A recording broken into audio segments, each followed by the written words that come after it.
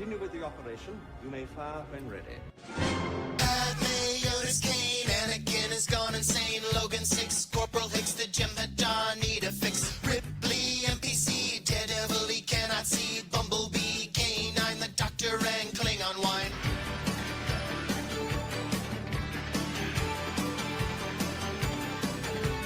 Old Bob Sandworm, stories that'll twist and turn. Baltar, Scimitar, Death of Tasha Yar. Flash Gordon, Buck Rogers, Stormtroopers and Clone Wars. James Holden, Tweaky, John Koenig and Ziggy. We talk about the series. You can join us live by picking up your phone now. We talk about the series. We're coming to you on your streaming services now. We talk about the series. Comics, books, and games, we go beyond the show now. We talk about the series. Come and join us as we sit and chat and we go on and on and on and on.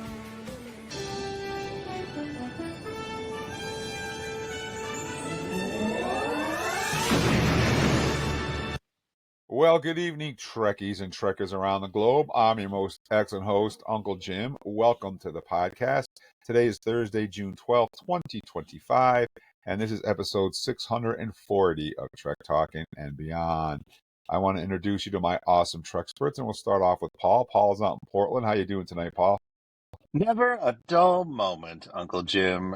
No, I'm never. sure you can relate, but Never. yeah, never. I guess the world likes a plot twist occasionally, but I'm doing okay. I'm doing good. Good. So long as tomorrow's Friday, I'm doing okay. Friday's Eve. And also from Portland, we have our very own Eric. How you doing tonight, Eric? I'm doing okay, Jim. Definitely thinking a lot about our brothers and sisters down there in LA and other parts of the country who are demonstrating for what they believe in. Stand with you, brothers and sisters. I personally am doing pretty good today, though. Had a good day. Excellent. Excellent. And also from Portland, we have our very own David. He's our miracle worker on the podcast. How you doing tonight, David? Pretty bummed. Yeah, the problem back again, and I'm a little depressed that we're not going to be able to speak to our guest today. That's why I don't have the trouble here, because he's depressed too, so he's just, he's out in his own little room.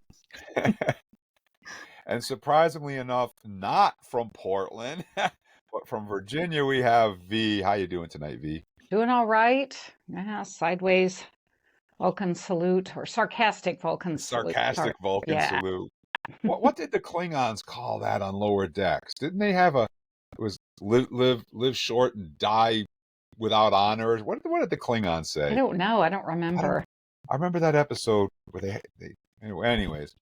Yeah, well, so as David said, Alex Deal will not be joining us. He canceled out about an hour or two ago, and I didn't have time to fill the slot that quick. So there you have it. So he won't be with us. Wait, Jim, you mean that's a full 2 hours of just the five of us? Of just us, yeah. Oh, man, wow. That's scary. Can we do it? I think that's when the show's at its best, right? Yeah, that's when it really... This means we can vamp, baby. Hold on a second. Let's prepare for this. So it's just the five of us, no guest, right? No guest, no Charles. Hold on a minute. Let's all do this. Remove filter. Restraining bolt removed. There we are. Okay. I am now unhinged and ready for fun. Unhinged. So you guys can help support Trek Talking by head over to our Patreon page that Charles runs. He's not here tonight, but you can find him on our Patreon page. It's only $2. Yeah, $2 a month, and you can become a patron. It's a great bargain. You can also make a one-time donation to PayPal in any amount that you want. You can find all those links at trektalking.com. So please do. We appreciate it. On tonight's show, we will not be talking to Alex Deal from Star Trek Picard, unfortunately. So I got to skip over that. But we do have our fan shout-outs, as usual. That's when we get to go around the globe and thank fans just like you for being a fan of our show. We also have our Star Trek polls. Did Lwaxana Troi harass Odo? Dun, dun, dun, dun. I wonder what the minions thought. Who didn't she harass? I mean, I think that's the real question. That's true. Who didn't she harass? Definitely not. And did Lieutenant Giorgio do Saru wrongly? I don't know. We'll have to wait and see. And what Star Trek actor do you share a birthday with? Find out in our Star Trek birthday section. And what's going on around the Star Trek universe? Nichelle Nichols' Space Camp, upcoming IDW comic books, and Eric's favorite segment. Shatner says, "What?" So that and so much more on tonight's podcast. You definitely want to stick around. It's going to be interesting. So what do you say we move in to do some fan shout-outs? How does that sound? Woohoo! Love All it. right. And we're going to have Eric start off with our fan shout-outs. Take it away, Eric. Well, Jim, we always appreciate all of the people who support our podcast from all the four corners of the globe, far and wide, north and south, east and west. We're going to spin that globe and start out all the way down in South Africa and say hello and welcome this week to Nuno Ferraz. Nuno Ferraz, we really appreciate your support down in that country, down at the tip of that continent. And hopefully you're listening right now and hearing your name. Don't forget, folks, you can leave us a message on our website or send Jim a little IM message and get your name right on the air. No problem. Like Nuno Ferraz. Thanks so much for listening to us. Also saying hello this week to Jonathan Kevin Lond, who's saying hello to us from Germany. Sending us many a flag, though. I see a Union Jack, I see a German flag, and I see that old live long and prosper emoji. I will say peace and long life to you, Jonathan. Thank you so much for saying hello to us. Also spinning that globe just a little bit north and west of Germany and saying hello this week to Lenora Holland Hale from the amazing country of Denmark. I am currently planning a trip that includes Denmark. I can't wait to go to your country for the first time in my life, Lenora. It looks pretty cool, and I have so many reasons that I want to go there. You probably have a lot of reasons you live there. Thank you so much for listening to our podcast. And last but not least, just a little bit to the west, I'm going to say hello this week to Liz Ballard, who's saying hello to us from Scotland. Maybe the Highlands, maybe not. I don't know. But Liz is also listening to our podcast, and we say kapla to you. Charles is not here, so David, who would you like to say hello to this week? Yeah, I would like to say hello and thanks for listening to Tom Davidson from Ohio. Again, hello and thank you for listening to Luke Best from Arkansas. And next on my list is thank you and thanks for listening to Max Lockwood from Michigan. And last on my list, thank you and welcome to Jason Hitt from Tennessee, giving us that live long and prosper symbol. V, would you like to say hello to anybody? Yes, I sure would. Hello to Jay Stewart, who's in Colorado. Thank you for listening, Jay. Got Dan Marinucci in Canfield, Ohio. Thank you. Sharon Diane Hertz out of Saskatoon, Canada. Our neighbors to the north, we stand with you. And certainly, last but not least, Sandor Boda from Florida. Thank you all for listening. That's where Paul jumps in. Well, this is the part where you hand it off to Paul. You got to be Oh, like, I'm sorry. yes. Oh, yeah, Paul, Paul, who would you your like turn. to say hello to? Who There would we you go. like to Thank say you. I We're was still training her up, guys. We're Sorry. still I training. was waiting for my cue. Very highly polished show business production here. Uh-huh. Hold on a minute. Let me prepare myself. A little Oh. more pancake makeup. I'm ready now. Saskatoon. That is one of the. Why is there not a starship named the USS Saskatoon? There should be, because Yes. that There is a really fun could name be. to say. Because you just want to say it over and over again, right? Yeah, because if they or there have, could they be a have the lieutenant. California class, they need to have the Canada class ships, and that Yeah, would be. we could go like. Or Lieutenant Commander Saskatoon, or it could be an area on the ship. Listen, after you get off duty, meet me in the Saskatoon. Ooh, sounds All sneaky. right? I know, that sounds. It's even better than the holodeck, Oh right? dear. Anyhow, I'm just pro Saskatoon, and I just want to get that out there. So let's reach out to some other fans on other parts of this so united globe wherein we reside. First of all, let's go over to Hungary, a country we're not exactly trying to emulate, but it seems like we might be. But I'm sure there's a lot of really good things there too, especially Star Trek fans like the great Tamás István in Hungary there. I'm not sure where you reside, my friend, but I'm sure you are doing your best and whenever you can, probably checking out the latest Star Trek. And we have a lot of latest upcoming Star Trek to talk about tonight, Thomas. So look forward to hearing that from us. So thanks for reaching out. It's great to hear from you there. Many continents away on the other hemisphere, let us go to Niterói in Rio de Janeiro, Brazil, Brasilia, to Jorge Gonzago Filho, who is waving to us and unfurling that Brazilian flag. It's just nonstop Mardi Gras where you live, my friend, and it is wonderful to hear from you. Great.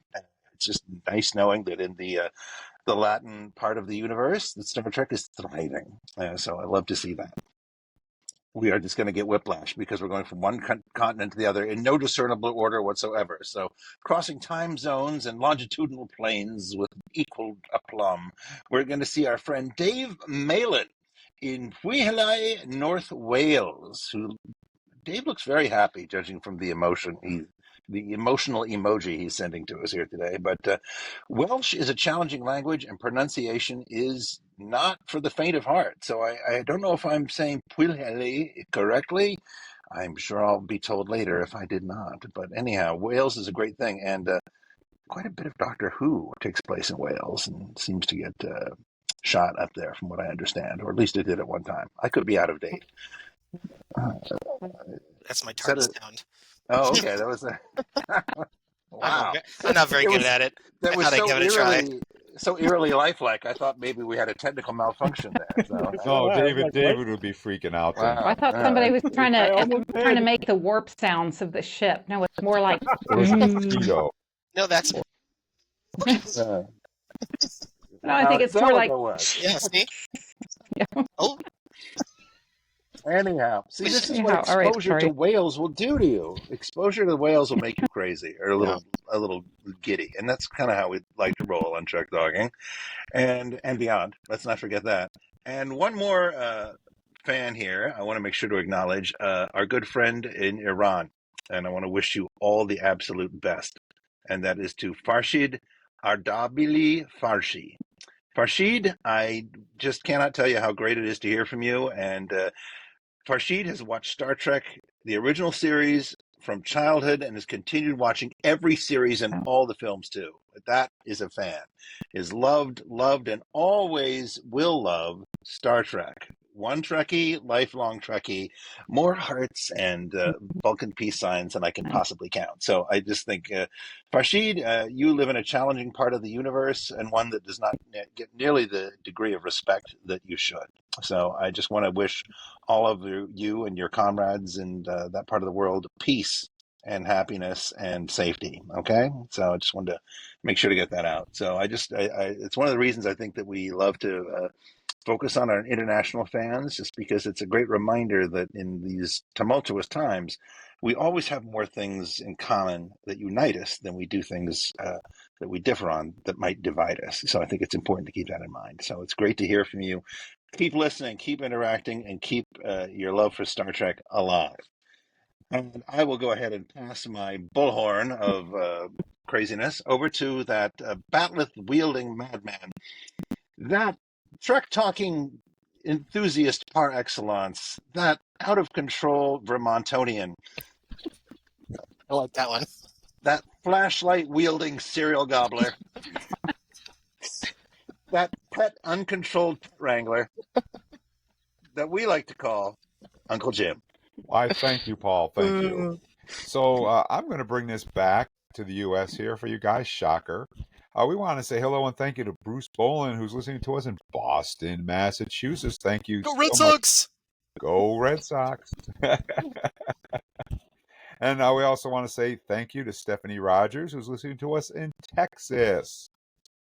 And let's not forget Todd Prost, who says he's from Western North Carolina in the Appalachian Mountains. That's awesome. And last but not least, we want to say hello and thank you to Randall Cordington, who's listening to us in New Jersey. Jersey. And if you guys look up on the screen right here, there's me with a stormtrooper. There's all kinds of nice, there we are running in, me and my wife running into Michael Myers on an elevator. And he pulled out his knife. Yeah, isn't that the Michael mask came from a Shatner mask? Is that true? That is very true. That's Yep, hilarious. Oh my gosh. that is very, very, very true. Hmm. He, yeah, they needed a mask. They ran down to the store, and all they had was a shelf full of Shatners. What a shock! So they bought one. They cut the eyes out, spray painted it white, and there you go. Threw it on him and said, "Okay, go kill people." Is a shelf full of Shatners like a fistful of Datas? It's very similar. And if you You notice, see like that reference I made there? when Yes. he goes to kill people, he walks in slow motion, very Mhm. deliberately, like I William am going Shatner to kill does. you. And he acts just like Shatner if he was a mass murderer. So that is true. That is very, very, very true. Some Mhm. people are shocked to hear that, or they don't believe it, but it is true. Oh, you're on mute. So if you look up on the screen, you see all these awesome pictures. There's me meeting Eric for the first time at Ticonderoga, and he's handling my batleth. There's the proof that he touched it. Oh, He's oh, got it. And there's Zombie Hemmer. We talked to him on the podcast. So you guys can go over to trucktalking.com. There's a little blue talkback mic. You can leave us a message there. You can go to our Facebook page, look for the Live Long and Prosper, which is pinned to the top of the page. Tell us where you're listening from. Leave some emojis. Send us a picture, like that awesome one of me and my daughter. You guys will see your picture up on this screen right here, and you will hear your name immortalized throughout all of time as a Star Trek fan. So please go and do that, and we'll see your picture right up there. All right. So we've done that. We've done that. I got to do this and do this. Okay. It is time for our Star Trek polls.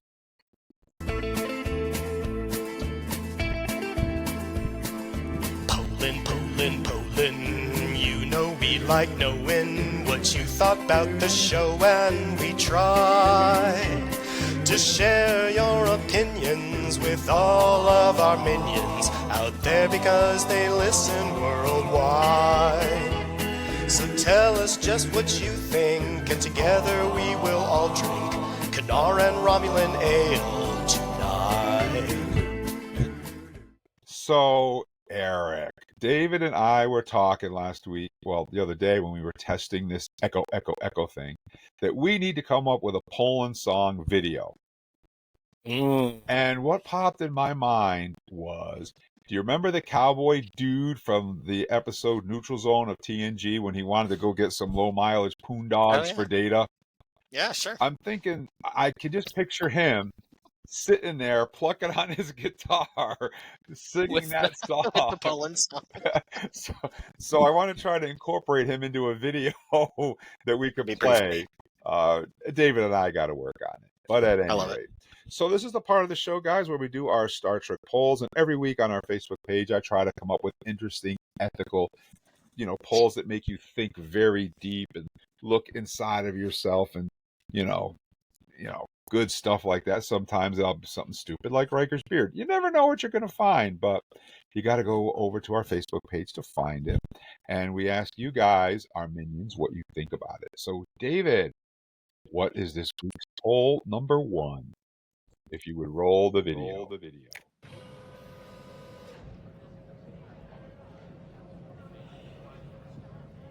Ah, there you are, Odo. Have you ever been on the fourth moon of Van Devian 2 at dawn? Can't say I have. Well, I have the most wonderful holo program, and I've reserved a suite for us with that Quark person. You told Quark that you were going into a holo suite with me. Well, of course. He's preparing a special picnic basket for us. Good Lord. I'm afraid I'm not available. I have to get to Upper Pylon 3 immediately. Madam Ambassador. Lwaxana. Upper Pylon 3? I've always wanted to see an upper pylon. I know. I'll have Quark send one of his minions with our basket. We'll have our picnic up there. Madam Ambassador. Oh, Lwaxana. I don't eat. This is not a real mouth. It is an approximation of one. I do not have an esophagus or a stomach or a digestive system. I am not like you. Every 16 hours, I turn into a liquid. I can swim.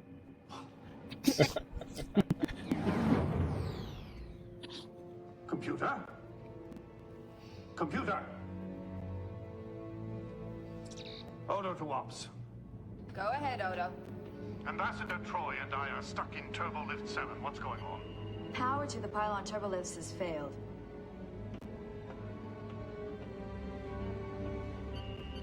We're reading a turbo lift failure, Odo. We'll beam you out. Locking on, prepare to transport. Ready? Energizing.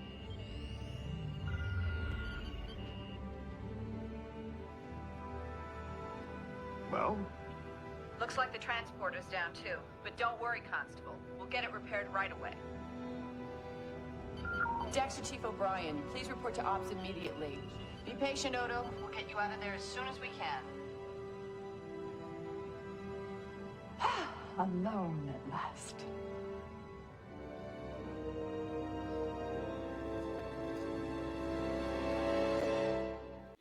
Boy, he's a pretty lucky guy, huh? I feel like that's the moment when you hear like the Quincy Jones kick in is like, oh yeah.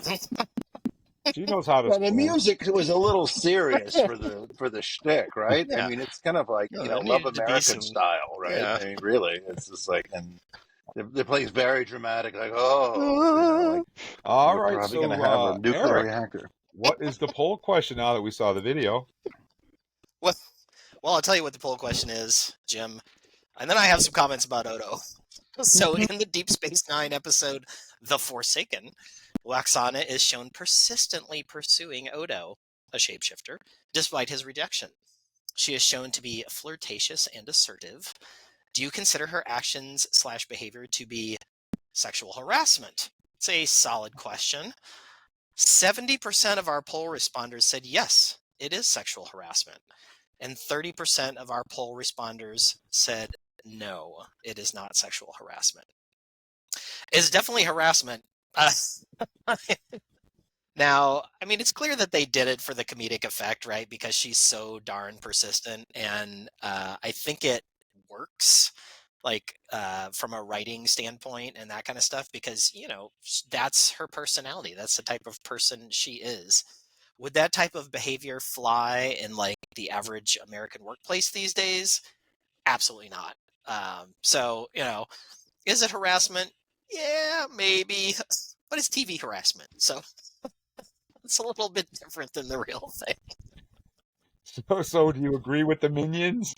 Well, I have to agree that I do think it is harassment. Yes, I still think it's hilarious and it works because it's a TV show. But yeah, like I said, in real life, that type of thing wouldn't fly. But I enjoy watching Lwaxana do pretty much everything she does. Well, how about you, V? Yeah, well, I think I replied on the poll, and it's like initially, yes, she is harassing him, but like Eric said, that's part of her outrageousness. If you've seen her, in any of the TNG episodes where he gets between Worf and Alexander when Alexander is little, but the thing is that, well, the one funny part, it's a little bit later in the turbo lift where she asks Odo what I think something to the effect of what he's doing, and he's wondering if that open conduit is live or how much wattage it has. So it's like he wants to like zap himself or just, I don't know. But as the scene goes on and he confesses that he's never done his the regeneration thing where he turns into liquid. It's a very private thing for him, and he's trying to hold on, and he's like all miserable and gunky looking like he is. And then you see her hand him that wig, and she confesses she's he asks, why do you have to wear this? She says, well, I've never been ordinary. And that's when she drops her guard and you see the real Lwaxana.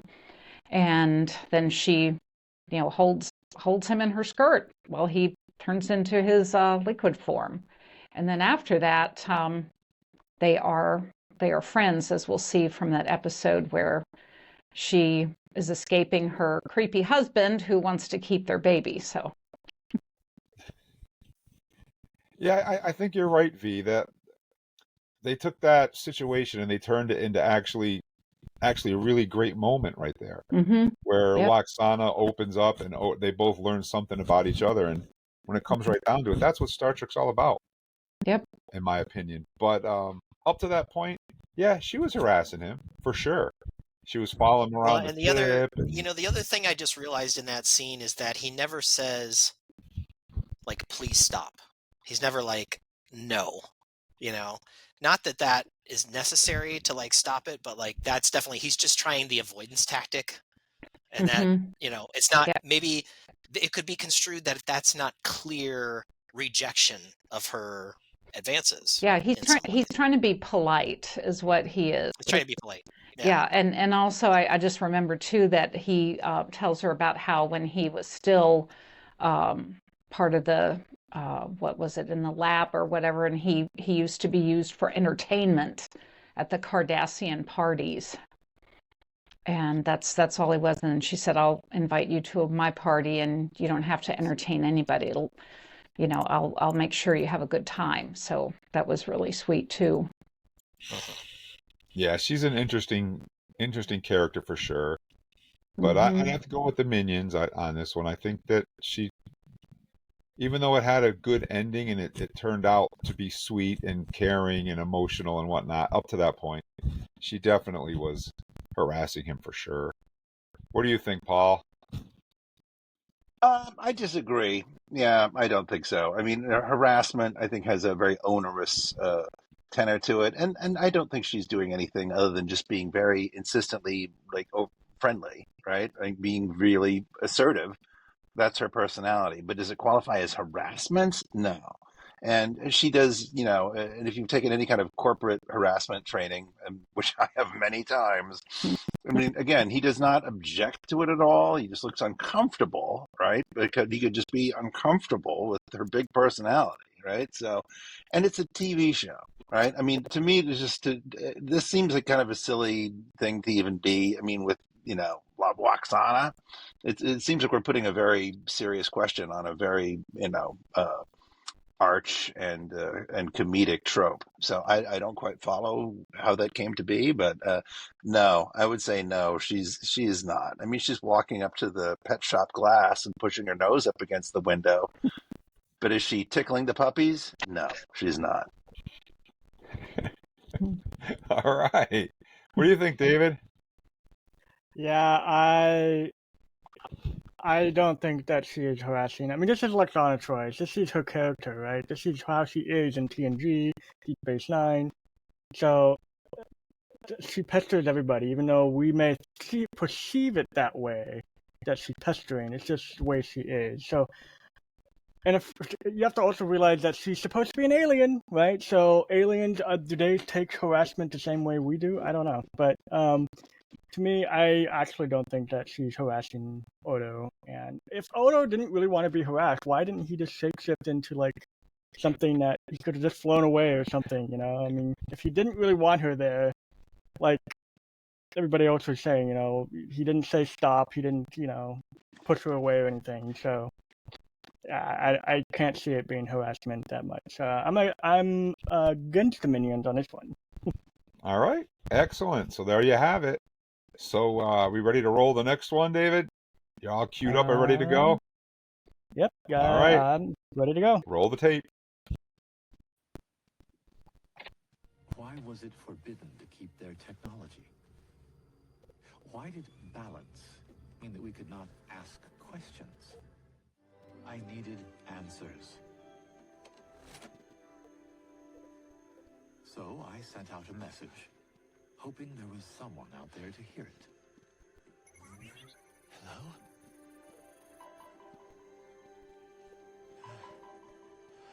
I waited, not knowing if I would wait forever. Not knowing if any answer would come too late for me.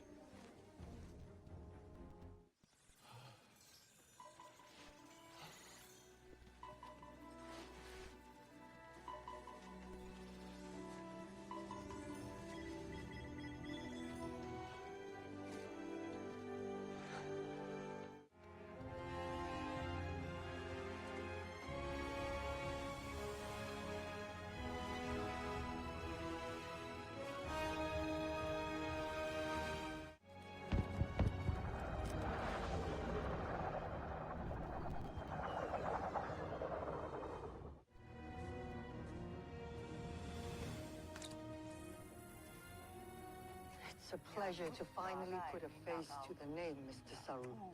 An entirely new face at that.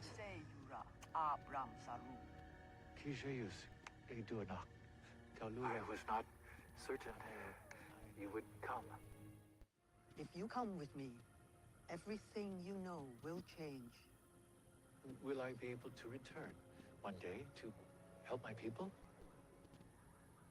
It was difficult enough for me to convince Starfleet to make an exception for you. You caused quite a stir. It's not every day we get a hello from a member of a pre-warp society. There are many complicated rules that prevent me from doing more. I'm afraid that means you will never be able to come back home. Are you prepared for that, Mr. Saru?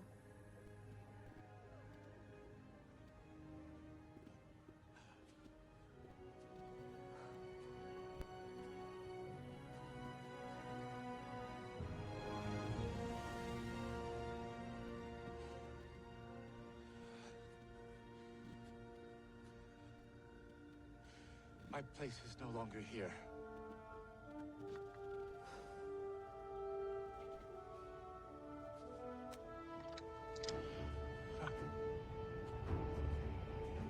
I saw hope in the stars.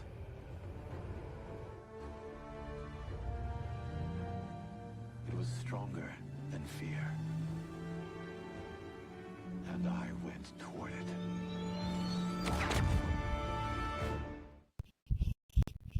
Well, there you have it. So what's the poll question, Eric?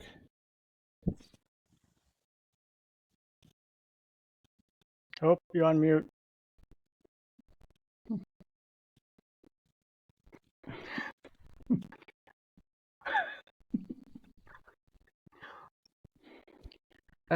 I'm just, you guys could say something. I was on my other screen here. All right, in the Star Trek episode, short Trek episode, The Brightest Star, Saru, being a member of a non-warp capable society, builds a transmitter and sends a message. Lieutenant Giorgio responds, taking him away to Starfleet. Did she make the right choice? 83% of our responders said she absolutely made the right choice. 17% said no. First and foremost, Paul, do you want to go first? Sure. I just think the question is confusing to me because she didn't make a choice. She gave the choice to Saru. Yeah, I think the spirit of the question is, was it the correct thing to do for Giorgio to provide the opportunity for Saru to look beyond his own planet based on his searching of asking the question, is there somebody else out there? Which is amazing that, by the way, he was able to read the English that was sent back to him. But that aside, I think it was absolutely right for her to provide that opportunity. She didn't come in and land in the middle of the city square and freak everybody out by the fact that aliens were shown. She went to one person who had already reached out, and she gave him the opportunity to become something more. And I would hope that if I ever started sending messages out into space, some benevolent alien would come and grab me too and give me the opportunity to go check him out for a while. So Can I go with you? I'm totally me too. I'll join you. Absolutely, everybody's welcome. Okay.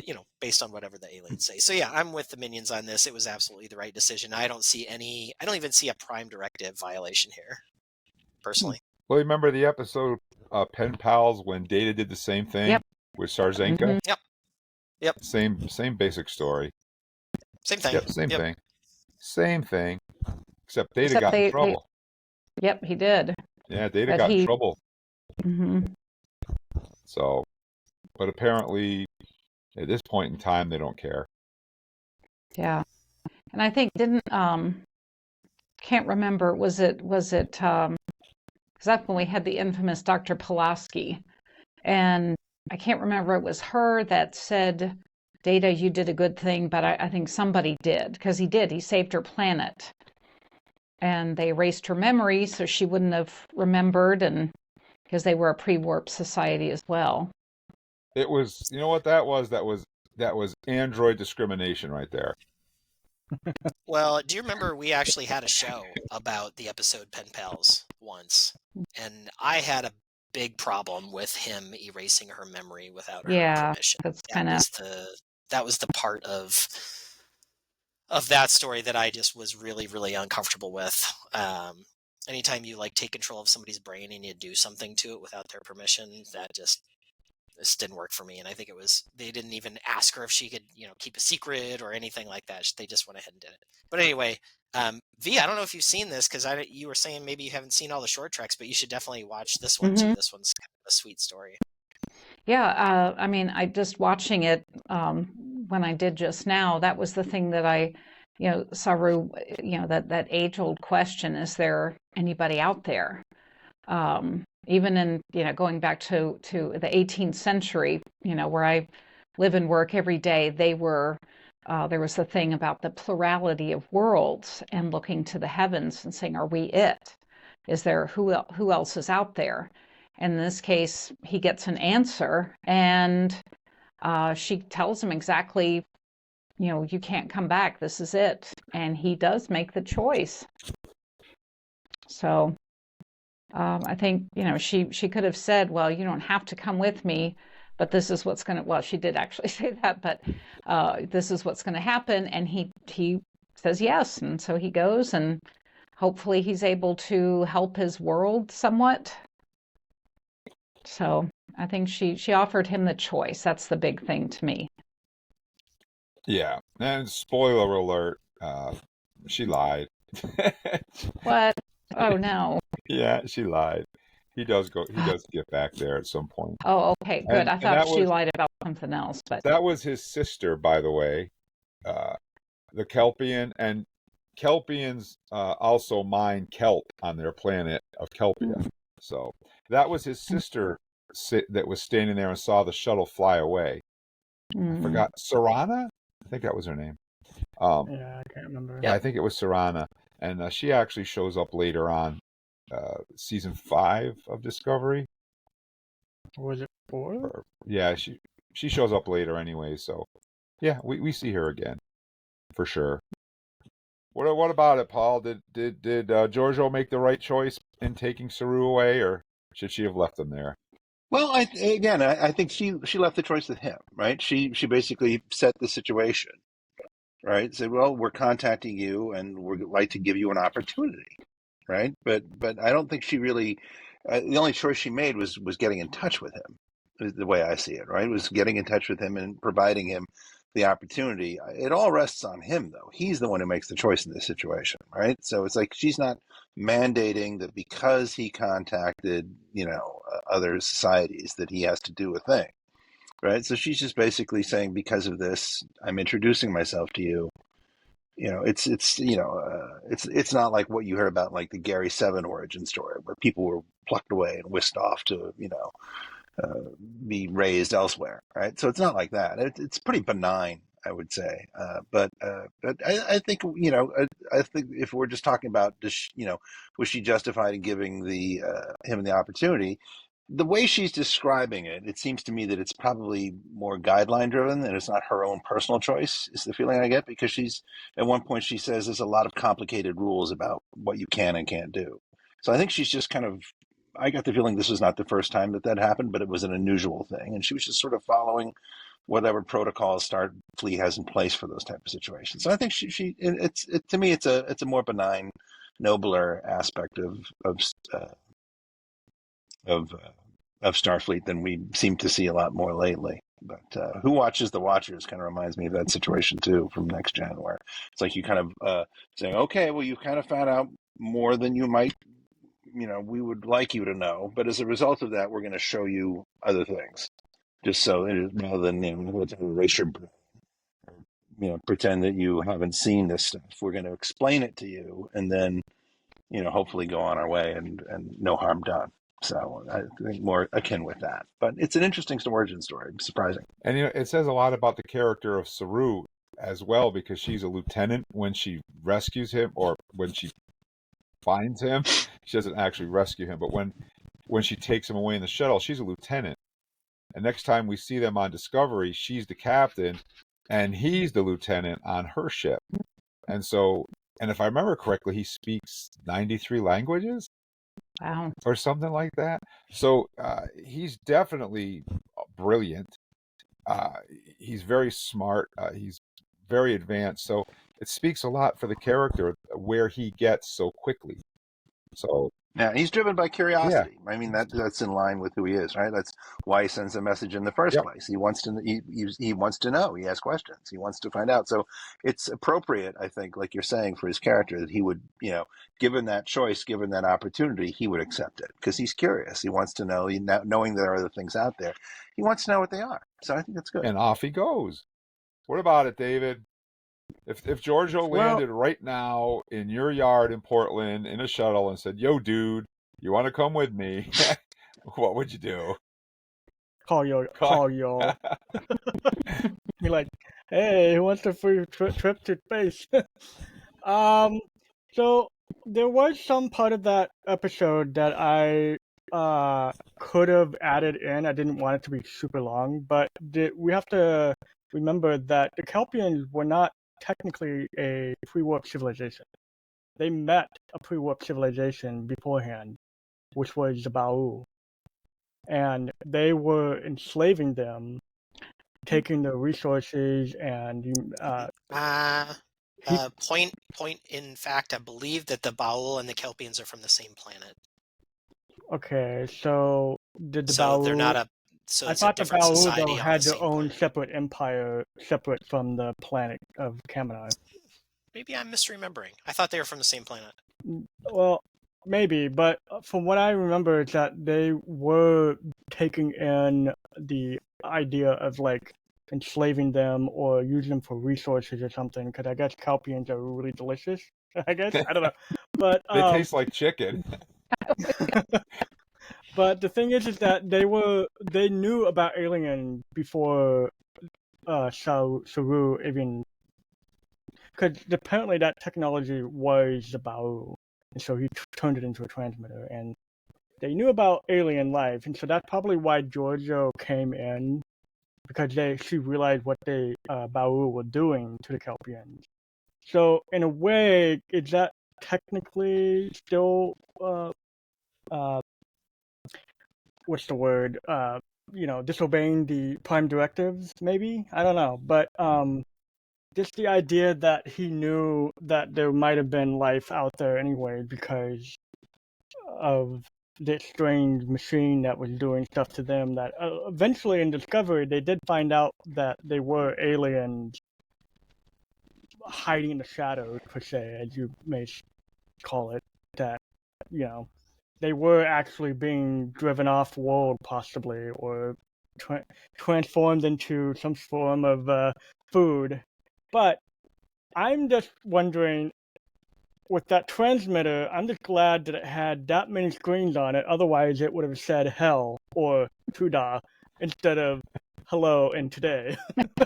So that's just a little coincidence for that many screens to appear. But yeah, I don't know. This one's a little confusing to me, but I mean, with the whole Prime Directive, don't interfere with pre-warp civilization. Were they? I don't know. I mean, that's a little deeper dive than I can really think right now. But I don't know. I'm kind of in between, to be honest. I'm not really with or against. So just to clarify it, to clear the muddied waters a little bit. The Kelpians were wiping out the Baul, and then the Baul flipped the script on the Kelpians and enslaved them and took over the planet. And much later in time, the Kelpians break loose from the Baul, and I'm assuming they become friends. We and unify the planet. We don't know for sure, but I think it's a safe assumption that the Baul and the Kelpians finally came to some type of agreement and stopped eating each other. I think. So they, you're right, David. The Baul were a warp. They had spaceships. So yeah. All right. So there you have it, guys. Any comments before we move on? Just so we know what am I playing next, so I can prepare. Well, all right. Why don't you roll the Strange New Worlds video? All right, let me get that set up. Get that ready. I guess we're going to talk about some Strange New Worlds right now. Sweet, here we go. All right. All right. Someone once said space is dark and cold. Our job is to bring light, bring warmth, bring life to wherever we go. Is this a hit it situation? It's whatever kind of adventure we want it to be. This crew is a team, the finest Starfleet has to offer. Indeed. It's possible they don't know about us. They know about us. There is evil in this universe, as sure as there is good. The choices you make in that chair, they are yours to make and yours to live with. We await your orders, sir. You don't trust me with your best friend? You don't trust me with your baby brother. It's madness. We have to stop this invasion. Prepare all weapons.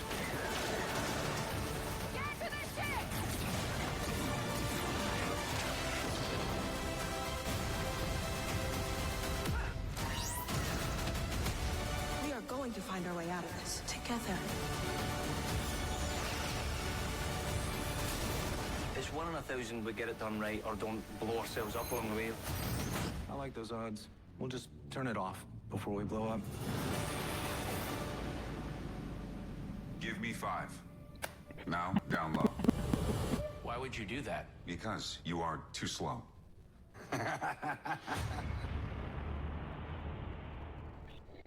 All right, so there you have it. Strange New Worlds, Thursday, July 17th, Paramount Plus. And why are we showing that trailer? For a couple of reasons. First, we're going to talk about it. But more importantly, the news dropped today that Paramount has renewed Star Trek Strange New Worlds for a season 5, 6 episodes, and done. So that was the breaking news today, and we're going to talk about it. So who wants to go first?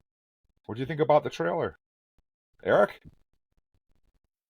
Yeah, so when I saw the trailer, I mean, it looks very action-packed. You know, it's got the action music kind of in the background. It looks very exciting. It looks like there's going to be some unique character interactions. They showed that budding romance there. So we'll see how that works out with Uhura.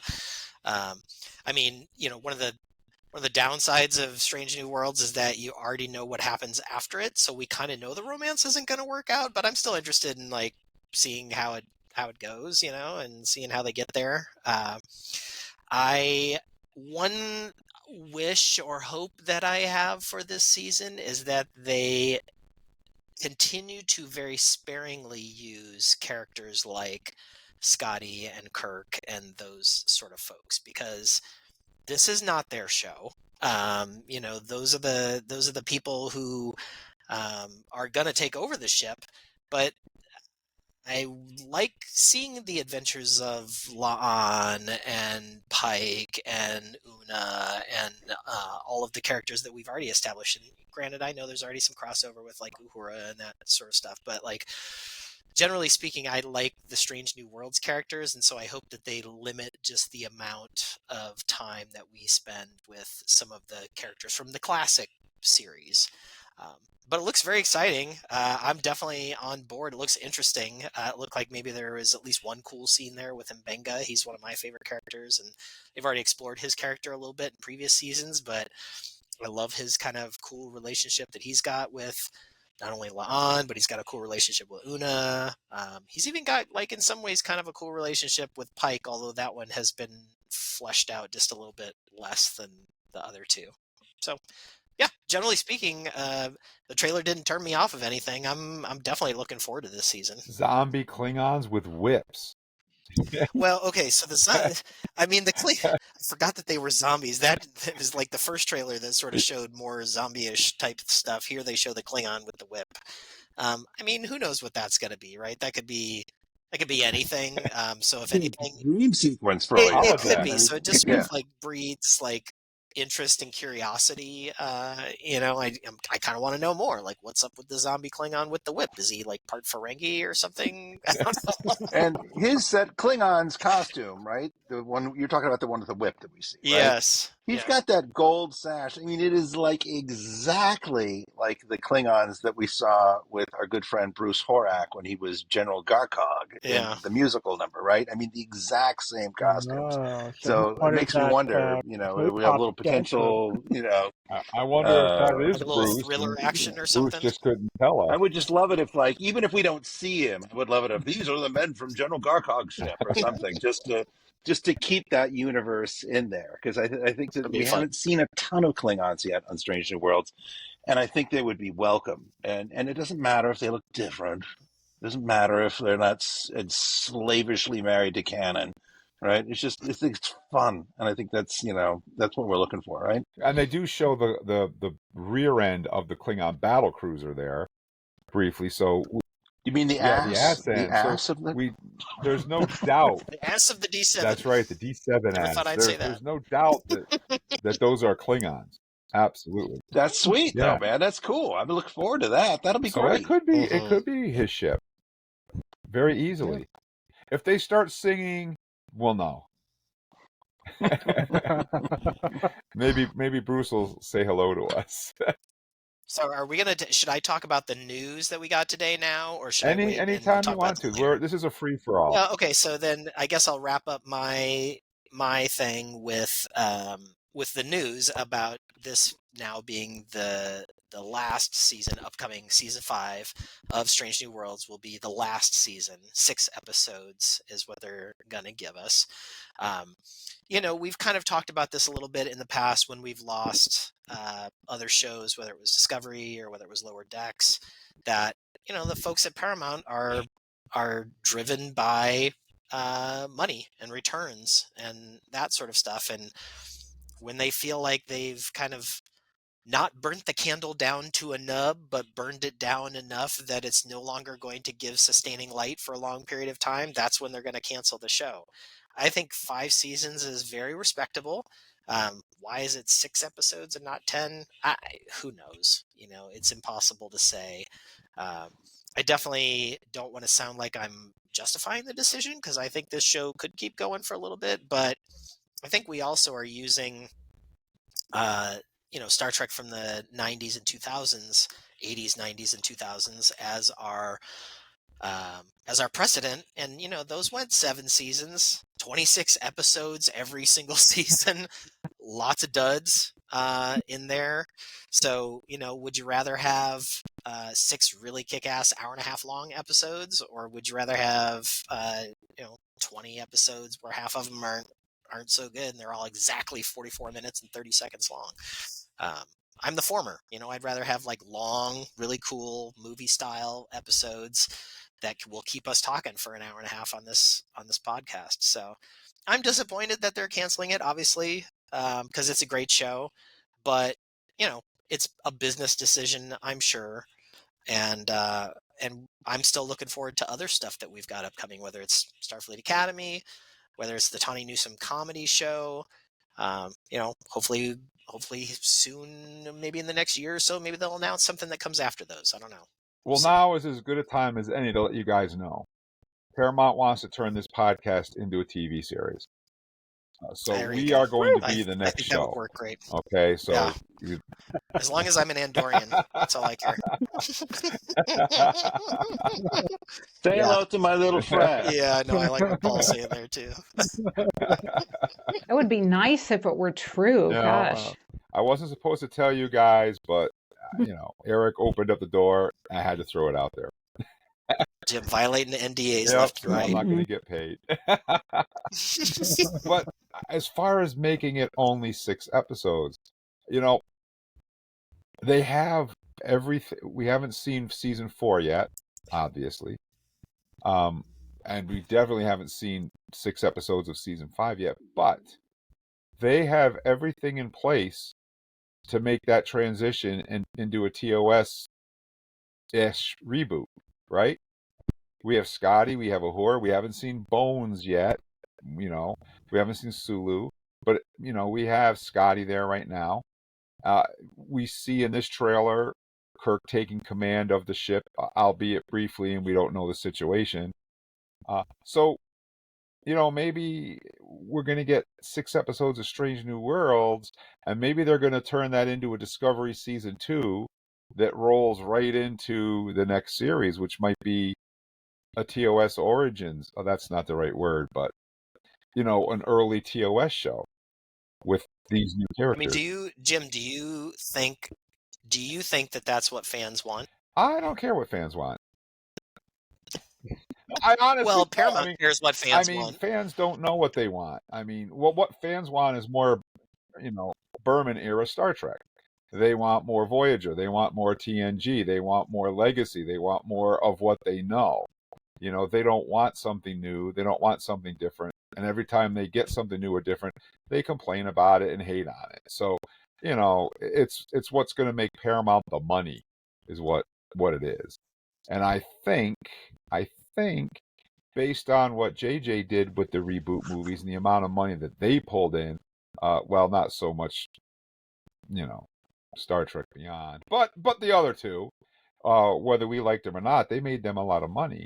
So if they wanted to roll Strange New Worlds into, I don't even know what to call it, the final frontier, with a younger cast, and I would be down for that.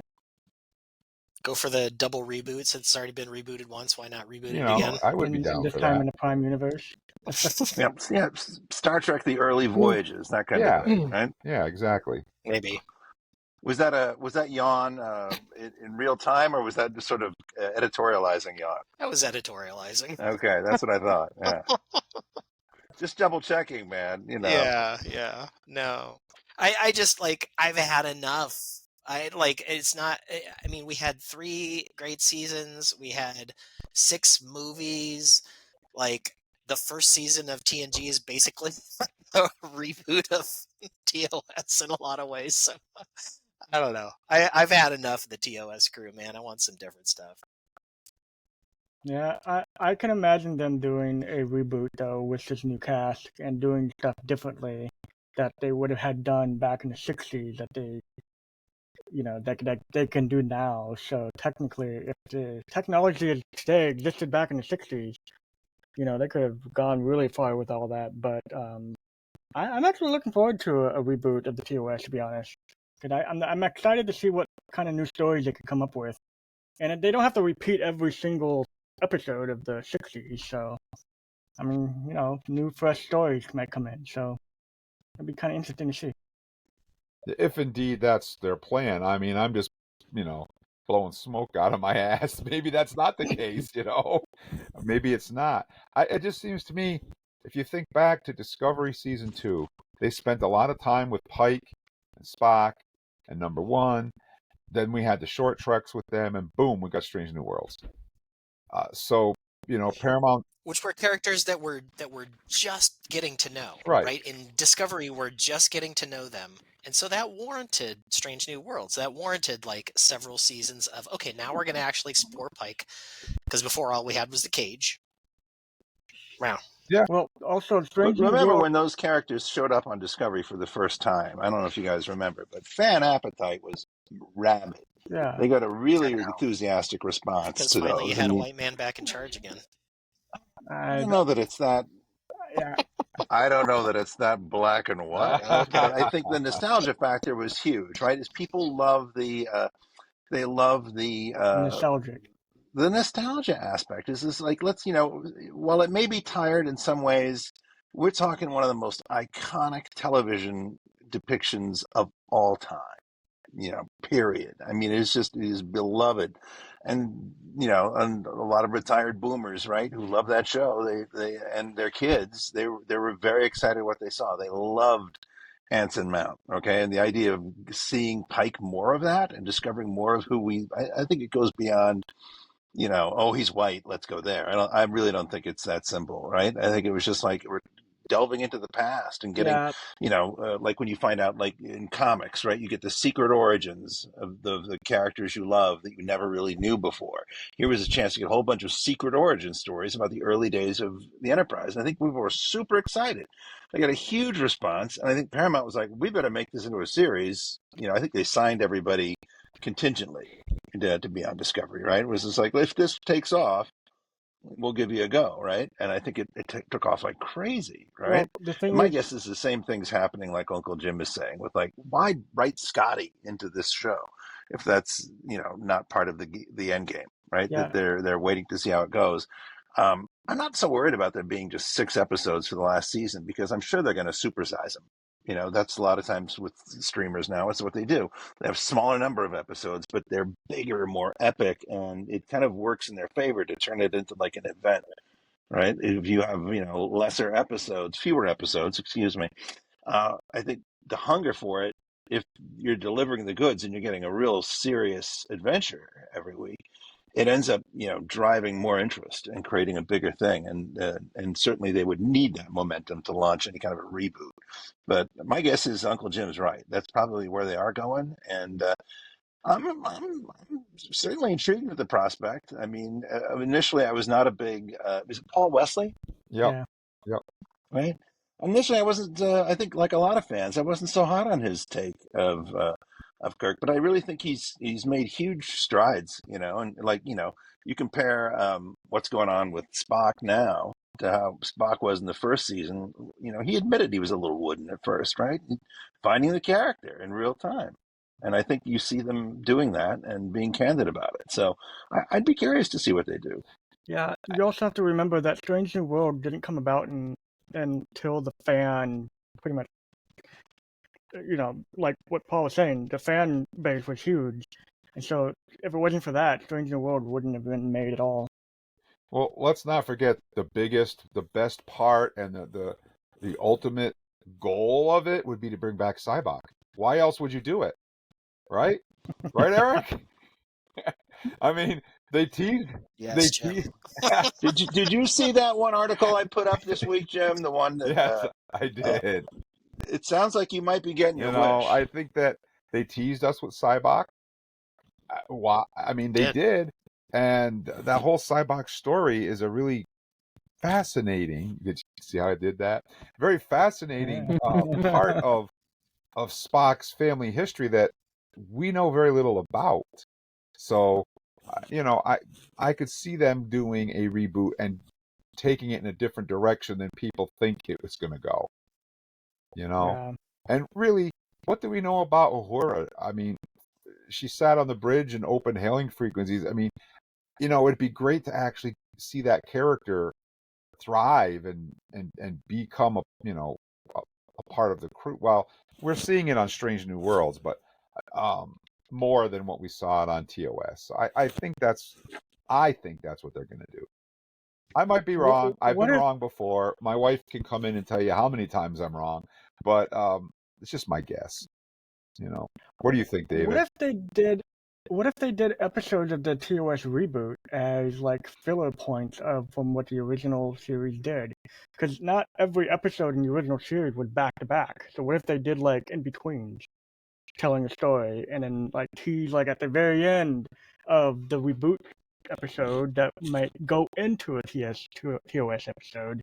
So I don't know. You realize how much time we're going to spend talking about fans who bitch about the canon not exactly lining up. I mean, we know that that's exactly what the fans would do in this case. You know what they need to do, Eric? They need to redo Arena and have Kirk fight a modern Gorn that actually moves, that he doesn't slap in the ear, and let's see it actually. I literally have negative interest in that happening. Yeah, I might come through my television for that not to happen. I would come through my television and stop it from occurring. I would absolutely not. But it's just like I think that they've got latitude, right? I mean, and it's like you can't really talk about. It's like if you're talking about Strange New Worlds, it's hard to there's more than one flavor of ice cream. There's like 3 or 4 different kinds of episodes that they do, right? And they have done a really good job of navigating them really well. There'll be, a hardcore action adventure episode like we're seeing with the Gorn, right? Those. You'll see the more philosophical types of episodes that, like you would see with that whole Mabenga War flashback episode that we had a little while ago. And incredibly, they are able to navigate broad comedy. I mean, really broad comedy, and have done it pretty successfully, right? And they're shrewdly really playing up the comedy in their marketing. Like in this trailer, it is full of comedic moments, right? When they're Up high, the whole too slow down low. nonsense. I mean, it's just, but it's just like, but they're, that's been part of the problem. I think that they've faced it fair amount, right? Is this like, there's this perception that Star Trek is stodgy and boring and nerdy and inaccessible, right? I mean, it really is. It's not nearly, the fun factor amongst the common man on the street is not nearly as high a recognition associative as it is for Star Wars, right? And I think they're trying to change that by marketing appropriately and expand their audience and get younger folks to tune in and say, this looks like a good show and looks like fun. So I think it's good that they're marketing with a little more emphasis on that. So I'm super curious to see where they take it. And they are doing that YouTube only Star Trek show, Starfleet Scouts, that we talked about a couple of weeks ago, which is going to be aimed at younger audiences. Wow, I don't even think I remember that. I must have been asleep. I don't think you were on the show that. You might not have been. It's aimed at like real young kids, like younger than Prodigy age kids. Oh, like the Young Jedi thing they do on Disney Plus, like Yeah. animated Yeah. or animated. Starfleet Scouts. It's Okay. called. What was it? 10 or 12-minute episodes, Eric? Something like that. Yep. Little When's short. it coming out? Interesting. Wow, this is the first I'm hearing of that. So And they're going to put it on Interesting. YouTube. Okay, I'll have It's to going to look be a into that. YouTube thing. Okay. It's already out. So, no, not yet. No. Oh, okay. Yeah, I'm curious. So Yeah. they're Well, it's just young viewers love Master. to. I can attest they like to watch television. So they're going to put it on YouTube. Yeah. So. Yeah, Well, okay. V, you have been Cool. awful quiet through this whole conversation, so Well, I'm going to hand the microphone. You all have- take it away. Yeah. No, you all have been talking. I've just been listening. My mind has gone to another galaxy and come back. But I was thinking like the TOS Gorn, for some reason, reminds me of Reptar in Rugrats. I don't know if anybody ever watched that with their kids, but yeah, so the Gorn got turned into Reptar. I just don't want any more, having been watching DS9 is the thing I'm obsessed with right now, and just watching it over and over on Pluto TV. And it's like, please, for the love of God, do not do any mirror universes where everybody is the opposite of what they normally are, and they're wearing like the what I call the space kink stuff. Better watch out for Discovery then. Uh-oh. Yeah.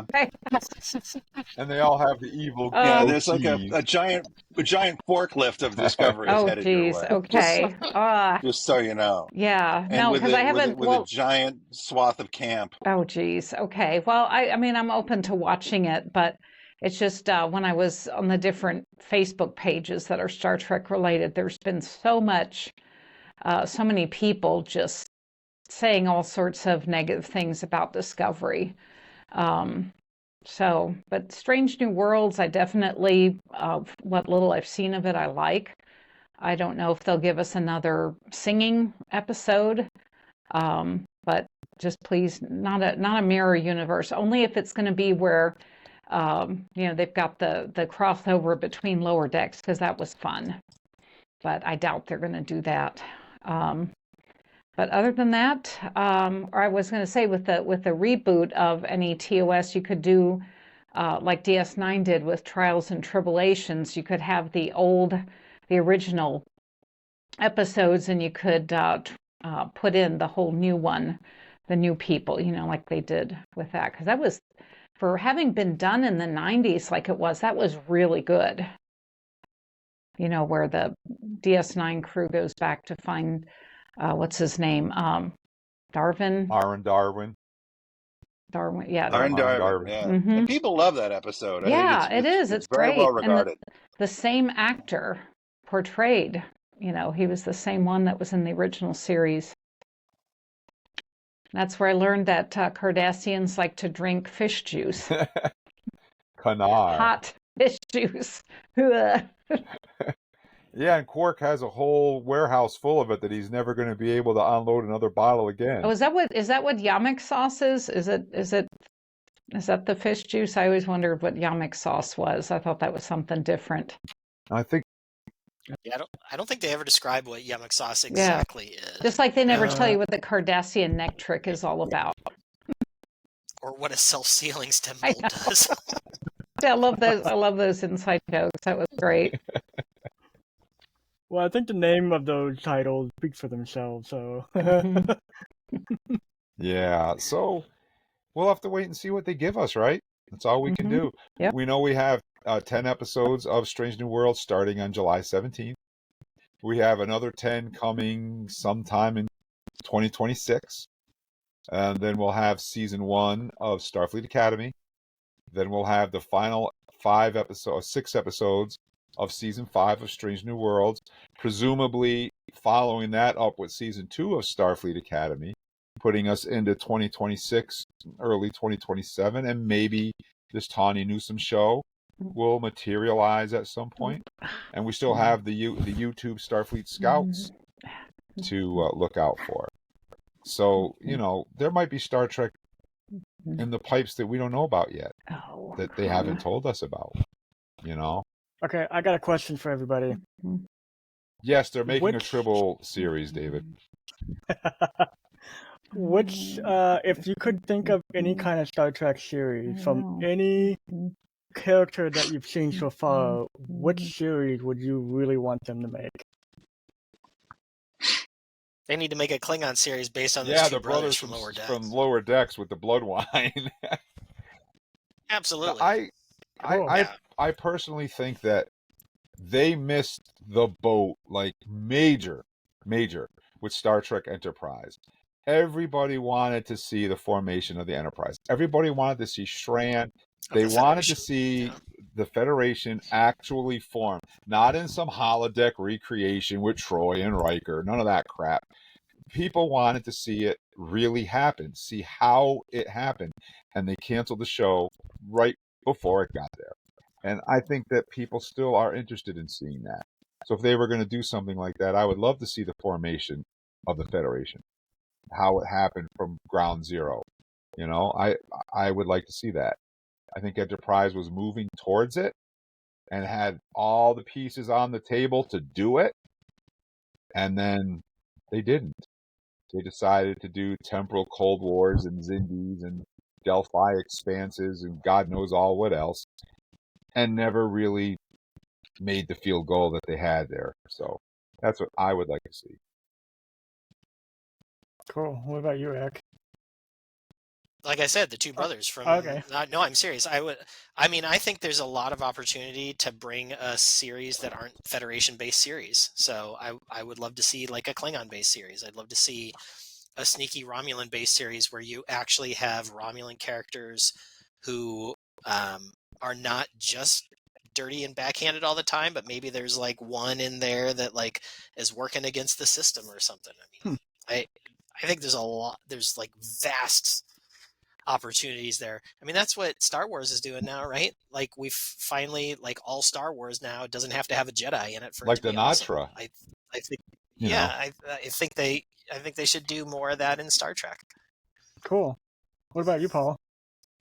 Well, my idea is still, I think that it seems like the biggest slam dunk is, the most entertaining part of Next Gen for me was that multiple episode arc over several seasons of the whole Klingon Civil War arc, right? That whole business there. And I think that it would be great is a lot of times with the Klingons, they get so camped up and they're so exaggerated and a little hyperbolic.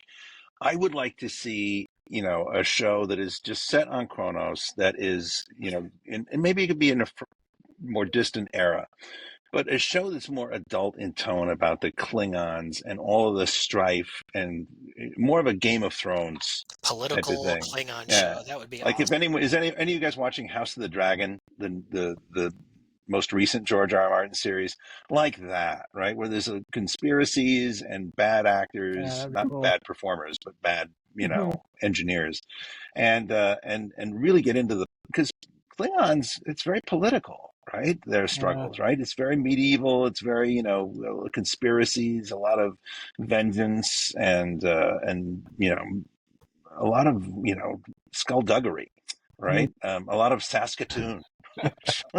So I think, but more adult style, so it's not as wacky, and we're not fighting every 5 minutes over drunken whatever. Some of that, but but in a little bit more like lean into your hard R kind of a thing, right? And give us an adult political Game of Thrones type of a Klingon show. I think that could be redefine it a little bit. Don't be completely married to canon, right? And create a more realistic history of the Klingon Empire that we've ever been given before, and make it badass. Cool. Make it badass, right? That's a show I would watch. And like same thing that like Eric said, you could do the same thing with the Romulans, right? Because they're kind of badasses, right? You could do like an I Claudius, the Roman Empire, but amongst the Romulans, right? And let us see versions of the Romulans. They raise children, they have issues, they're hiding their true feelings, right? There's all kinds of nonsense going on there, and it's a militaristic society. So there's a lot of stuff in there that would be really relevant to where we are right now. Or the And I think, Kardashians would be a nice one too. yeah, I think that's the kind of thing that you can take an old trope. Like you've got the TOS characters, right? But give it a fresh coat of paint and make it more real and more interesting, and go a little deeper. I think could be okay. That's if they do reboot original series. That's what I hope they do. I mean, I think they'll still, if these same showrunners, any of the Kurtzman gang are involved, they're gonna still have the same style. I would like to see some new people come in and take over for a while. Frankly, I think that the tone has been so similar across a lot of these shows, right? That they're all starting to look the same.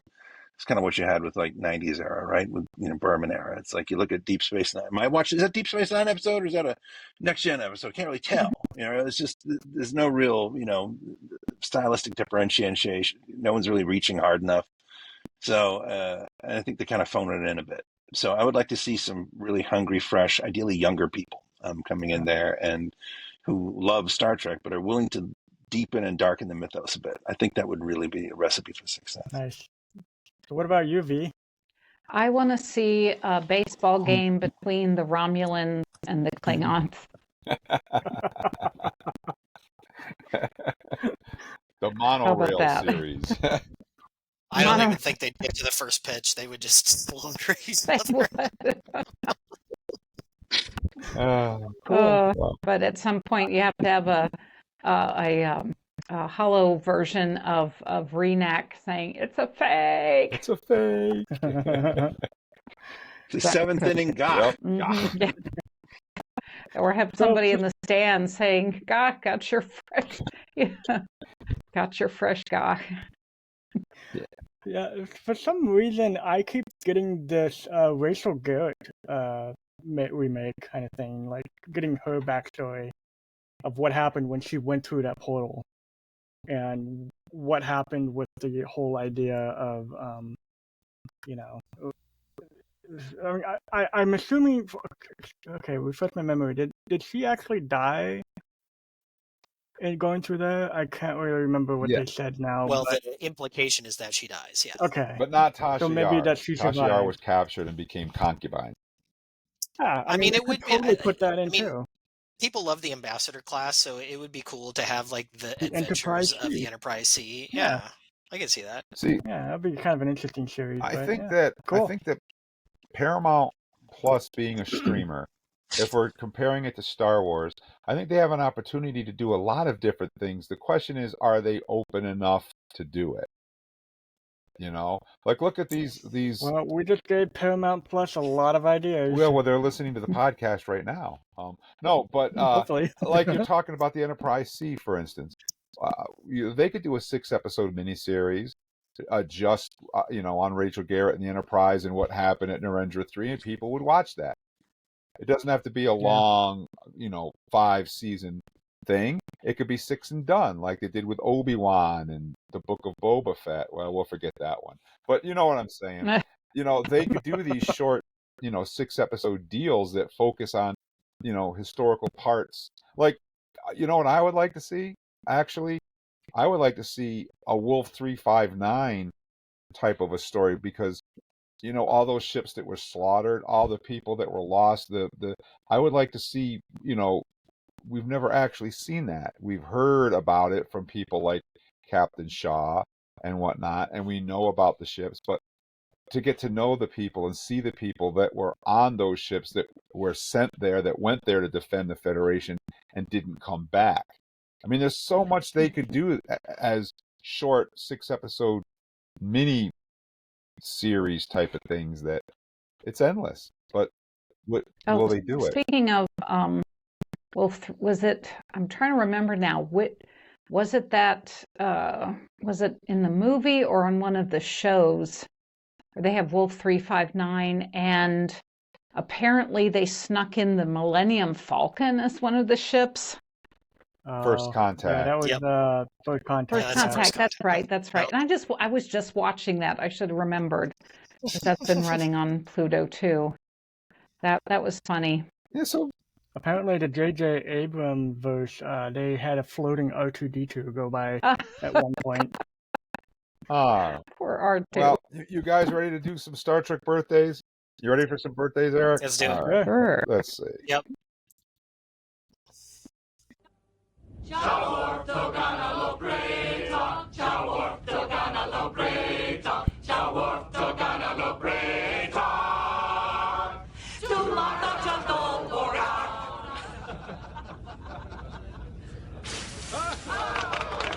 That was not a Klingon song. All right, guys, this is the part of our show where we do our Star Trek birthdays, and we always like to start out by remembering those members of our Star Trek family who, sadly enough, are no longer with us.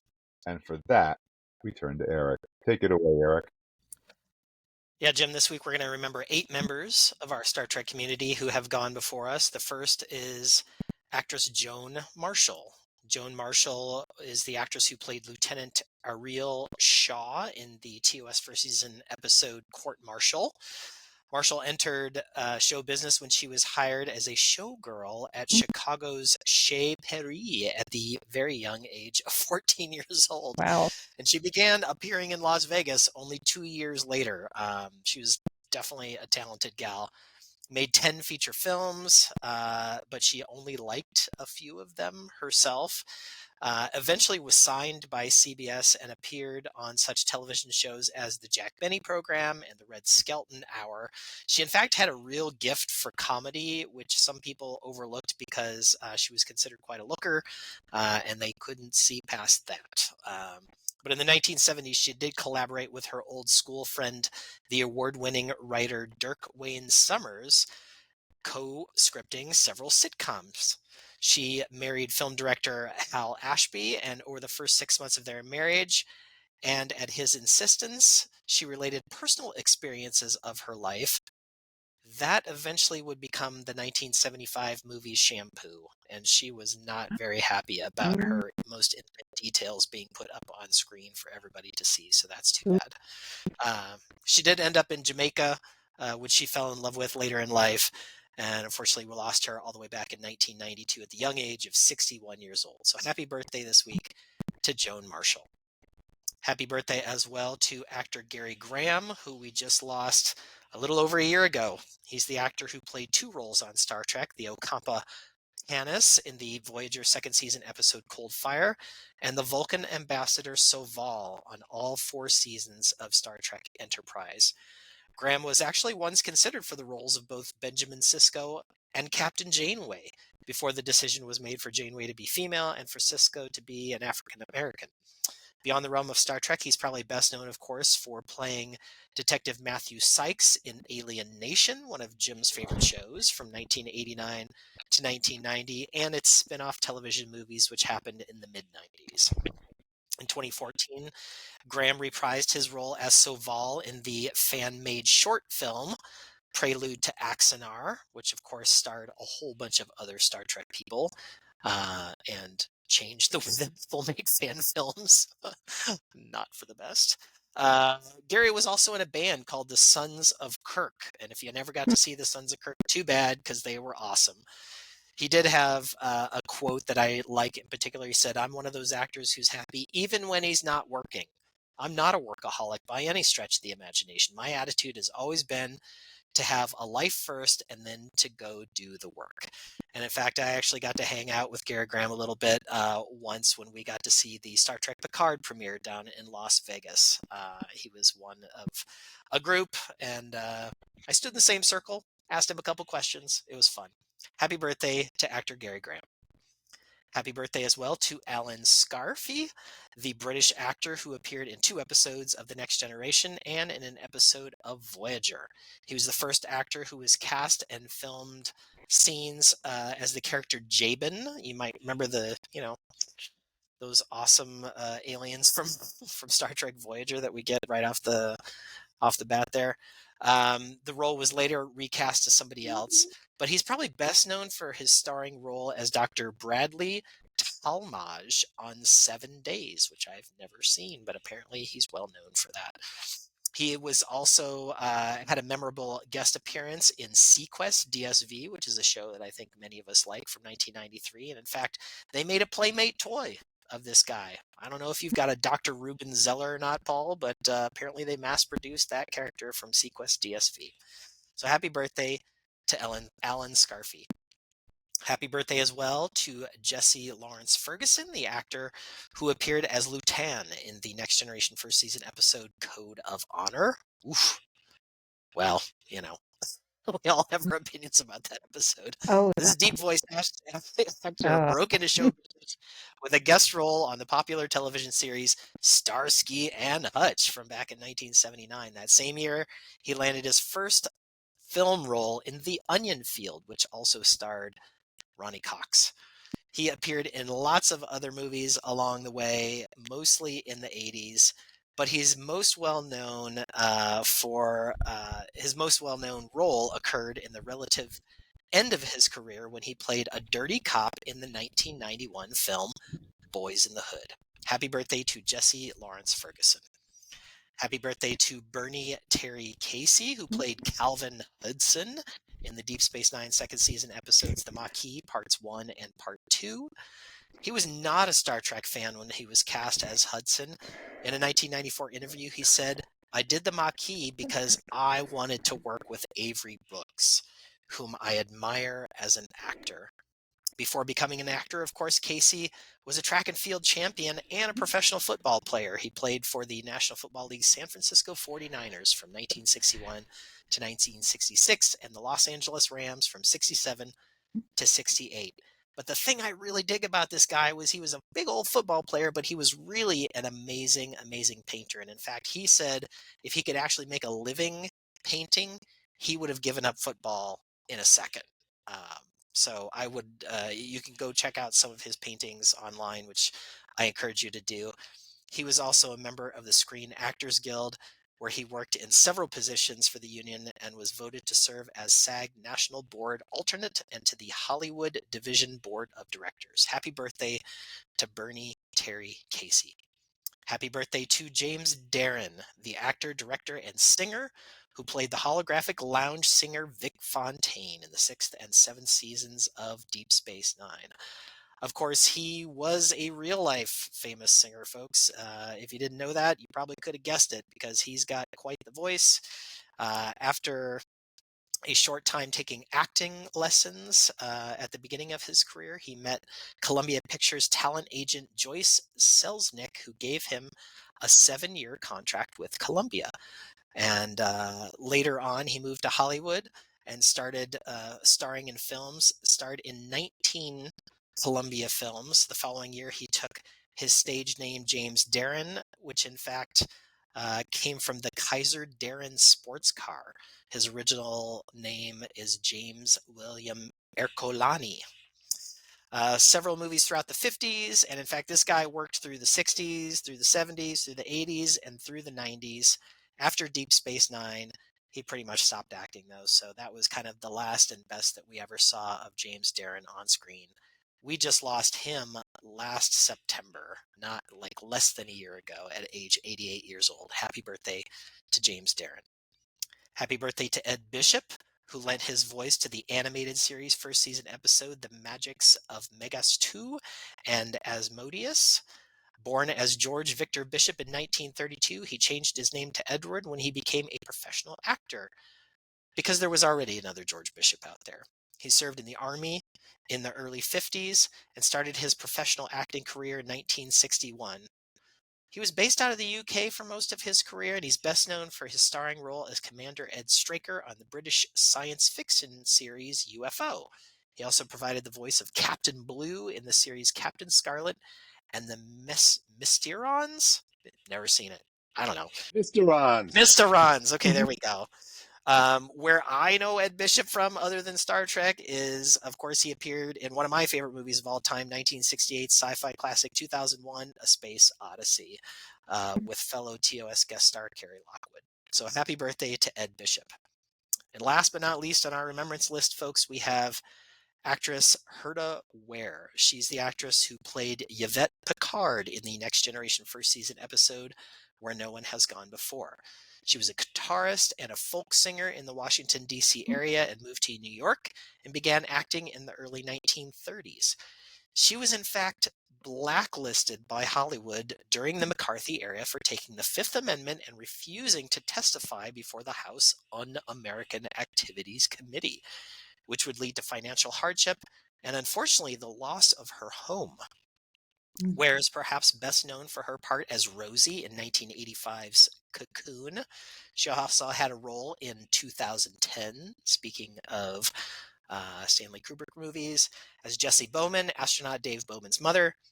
Gear and Ware co-founded the Wheel Gear Theatricum Botanicum on their Topanga Canyon property. The veteran actress published her own memoir called Fantastic Journey, My Life with Wheel Gear in 2000. We lost Herta Ware back in 2005 at the ripe old age of 88 years old. Happy birthday to Herta. Whew. And that does it for our remembrances, folks. So, Paul, I'm going to quickly... Oh, excuse me. V is next. V, I'm going to pass this birthday candle over to you. And if I can add, his name escapes me, but I just saw that the gentleman who portrayed Mariska in Duet in DS9 passed away. Yeah, I think we may remember him next week. I noticed that Okay.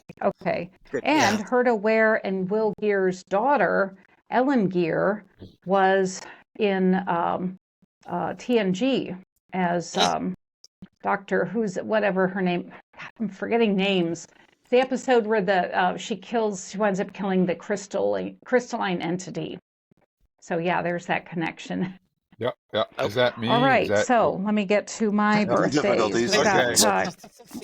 Kim Rhodes, actress from Portland, Oregon. I think she was mentioning Harris Yulin as the actor. Ensign Lindsay Ballard, a.k.a. the Kabali, Jetlaya in the sixth season, Ashes to Ashes. All right, well, if we don't get V and back, then we can skip to Paul and Felicia come back M. to V. Bell played Jennifer Sisko. In the Mirror Universe, Jennifer Sisko in Star Trek. Okay, I'm going to go ahead. Space Nine. I'll do mine. Okay, friends, thank you so much. Well, a couple of big ones here today. First, she's back. Nope. There she is. We lost you there for a couple of minutes. Yeah, I'm having so, connection problems. If you could just did do you both lose your me birthdays, again? that would be great. Yeah. Crud. We did. We need both your birthdays. Yeah, sorry about that.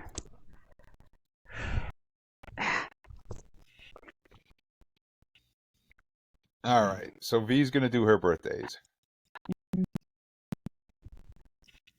Yeah, shoot. And folks at home, this is a live show. Yeah, we never know what's going to happen, right? Live, that's what happens.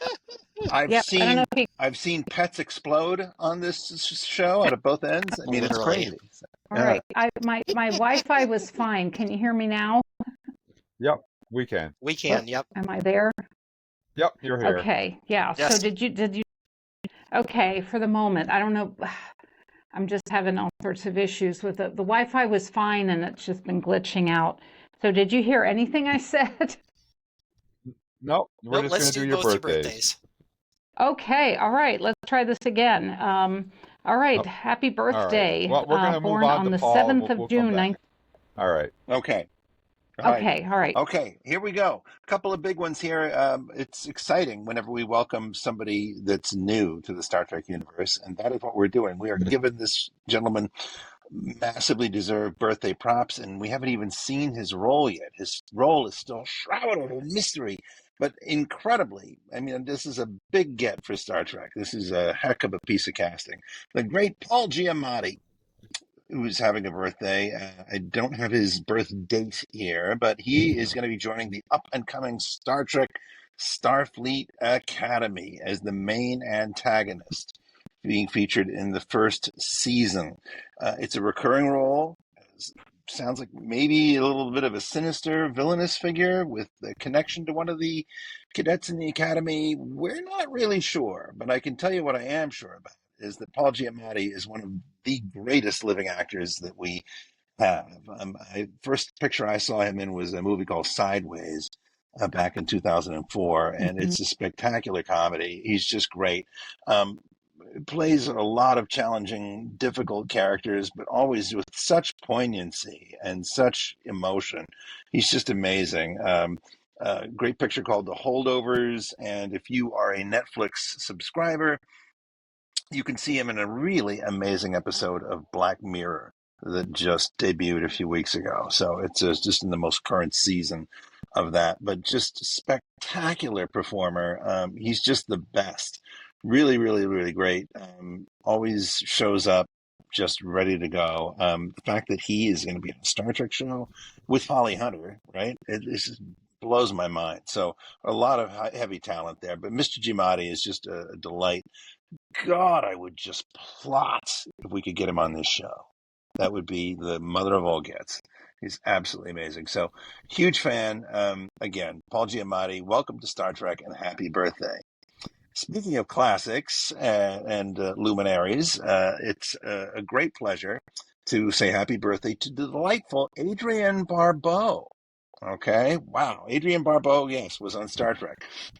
I think we forgot, but she played Senator Kretak in the Deep Space Nine seventh season episode Inter Arma Enim Silent Lieges, right? Which is a mouthful to be sure, but a wonderful presence. Of course, I think the world fell in love with Adrienne Barbeau in her early work in the John Carpenter films, memorably, but way back in 1981, An Escape from New Absolutely. York, right? Yes. And then, God. oh my God, what a Yes. debut, right?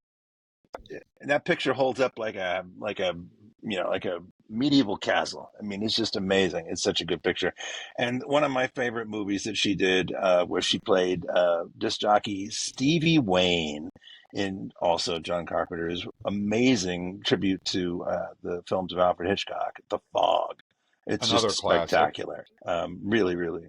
Yeah, those two John Carpenter movies. He was at the height of his powers, I think, or moving into the height of his powers. I don't know that he's ever really slowed down, but and had good sense to have Adrienne Barbeau at his side during those early productions. But huge fan of her work.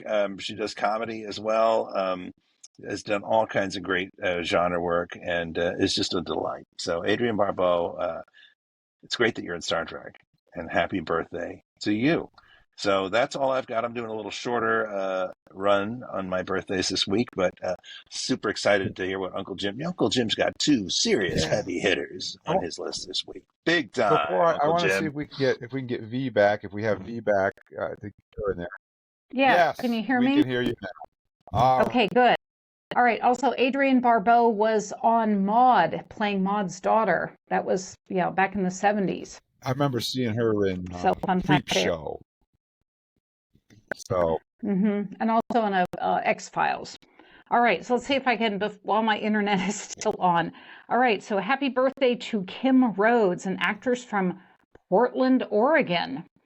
Born June 7th, 1969, who appeared in Voyager as Ensign Lindsay Ballard, a.k.a. the Kabali Jet Laya in the sixth season episode, Ashes to Ashes, the one that Harry Kim had a crush on.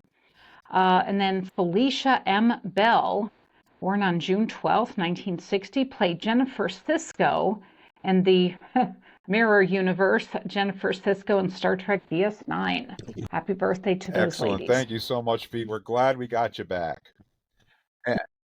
Me too. And I usually do the Klingons, but I guess you could say this next guy is, yeah, he could be a Klingon.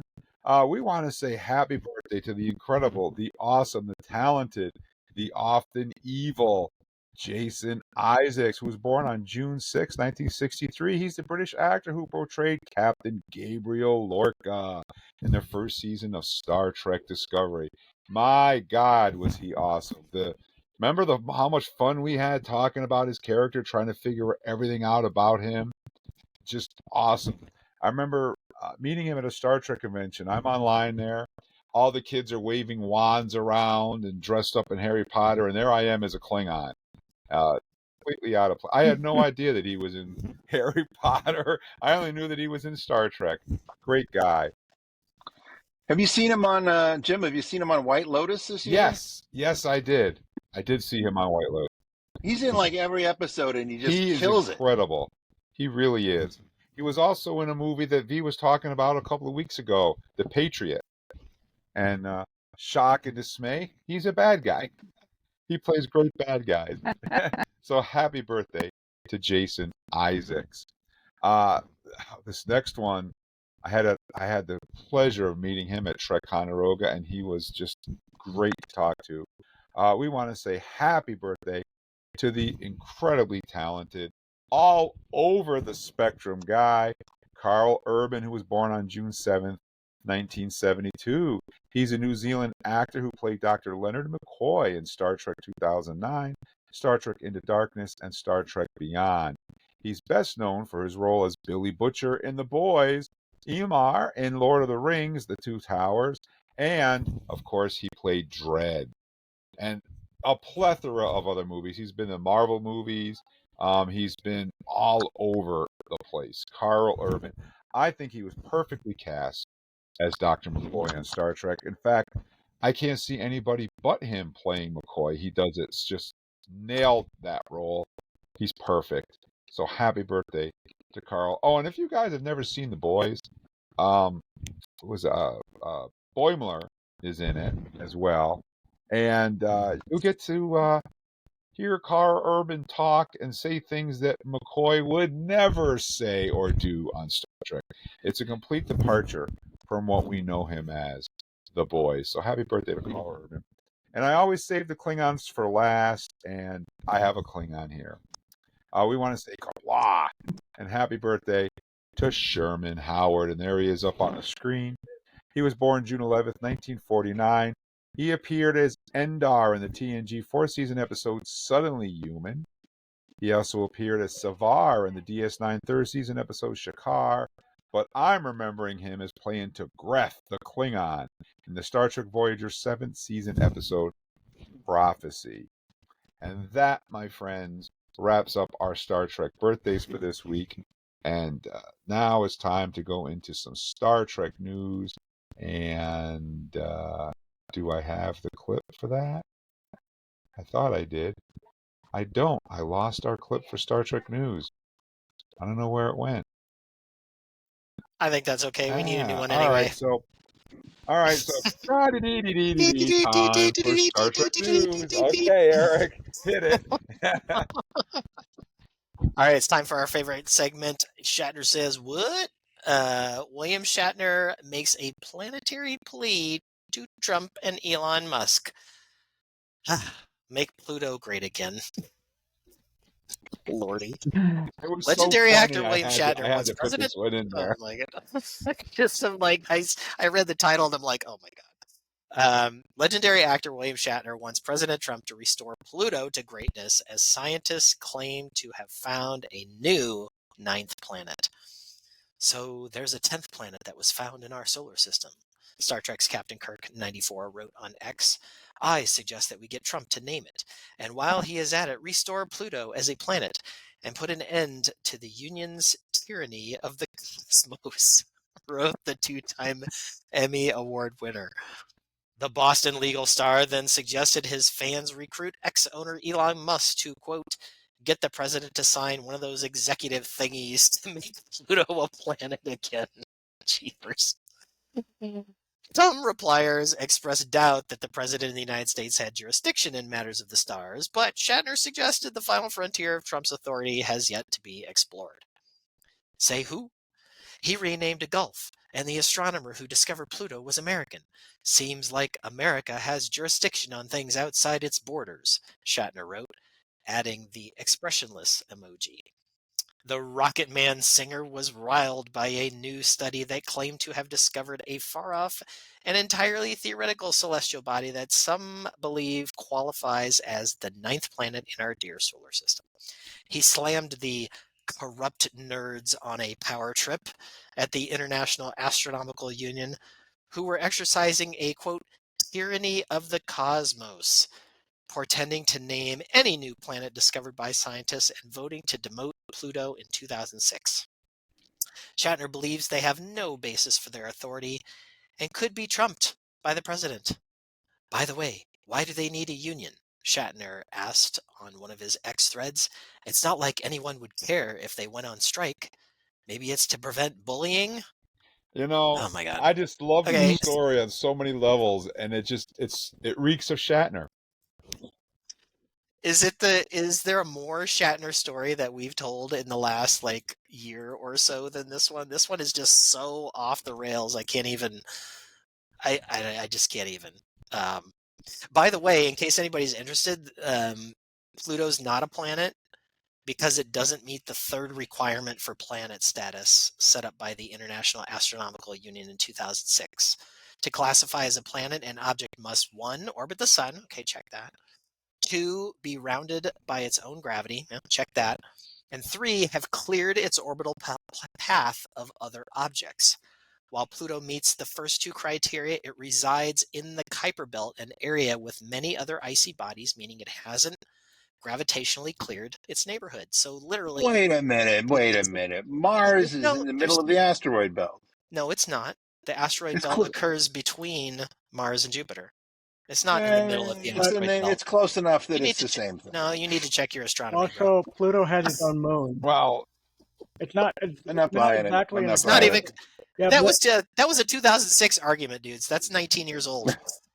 But Pluto has its own moon, so technically it's not all the way out there with the other objects. So. I don't like them retconning my solar system, right? Yeah. It's just like every textbook I grew up with, Pluto was a planet. Have you been angry about it for the last 19 years, Paul? I've been angry about a lot. Well, listen, if Trump can rename the Gulf of America, he can name a planet, right? Oh my God! He's going to name it after himself. It'll be Planet guys. Trump. I mean, my God, is that We'll really call what it we want? Melania? Yeah. Oh, but no, there's already a planet named Uranus. There you go. That's the Trump planet. Well played, my friend. Well played. All right. Well, let's see if Paul can trump this article with his. Oh God! You know, this has been stewing in the back of my mind, and I thought we should get this out of the way first, real quickly. I think Jim maybe with a adroit turn of phrase earlier may have given what to me seems like something that could be a name for the first official Trek Talking and Beyond drink. Right? We just need to figure out what it should contain. But when Jim said earlier in the show, a shelf full of Shatners, to me, I was just like, I want to go to a bar and I want to order, I'd like a shelf full of Shatners. A shelf full of Shatners. You know what I mean, right? So I think we need to work on that and maybe have our fans on the Facebook page help us come up with some ideas. I love it. So, but that's too good not to exploit, Jim. So there we go. Well done. And let's go over here into the world of comics, because our good pals and Star Trek enthusiasts at IDW are giving us a first look at wow, the acid just kicked in. Red Shirts and Strange New Worlds, both together, because Star Trek fans can get a look at what IDW Publishing has in store for new titles featuring both Red Shirts and more Strange New Worlds. A new era of Star Trek publishing is about to gear up.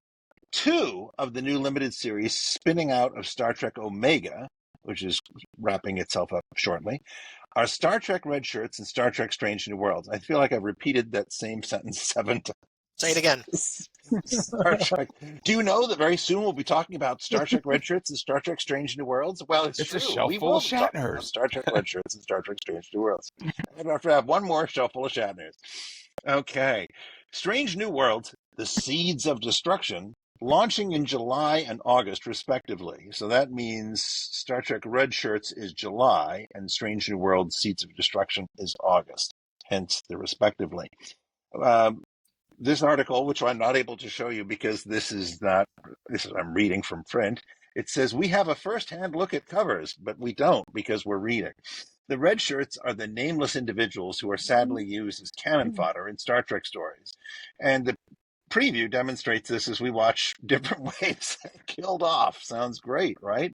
There, David's got some up there for us. Very nice, David. Excellent. Those Patreon members, all 3 of you, can now take a look at this and see. As for Star Trek Strange New Worlds, Seeds of Destruction, we see Chapel, Una, La'an, and Spock gathered around a table as they have a tense discussion, and then travel alongside them as they travel around a strange new world. Fascinating. Star Trek Red Shirts was written by writer Christopher Cantwell and artist Megan Levins, featuring a brand new team of characters. The Red Shirts are commonly known as Starfleet's fearless and doomed crew members. Now, these intrepid and ill-fated red uniformed individuals finally get their own story, and no one is safe. Who will survive their deadly mission? Star Trek Red Shirts is in honor of the nameless, vaporized, incinerated, and otherwise blown apart, where they're the main characters of a Star Trek-style suicide mission, unlike any other. Kind of a Suicide Squad type deal. Now I'm with you. Cantwell said, we will get to know these ensigns and lieutenants intimately before they are likewise crushed, disrupted, and sucked into space. Who will survive? And what will be left of them? Will any of them? And what is the true nature of their planet-side mission to hunt down mysterious spies? Will it be better than Section 31, the movie? This is a major Melody original series era story in the key of death, one I've wanted to tell for years. Equal parts fun and harrowing, subversive and celebratory of the boldest tunic color one can wear in Starfleet. Security red. I love it.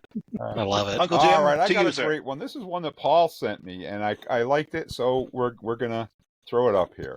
Star Trek Collectibles, a new Batleth pizza cutter, and there it is right there on the screen. What do you guys think about the flames that David put in the background? Is that Klingon-y? I thought it was very Klingon-y. A UK-based Raven Forge has announced a new Klingon Batleth pizza cutter made from stainless steel, measuring an impressive 17.5 inches. That's 44.5 centimeters.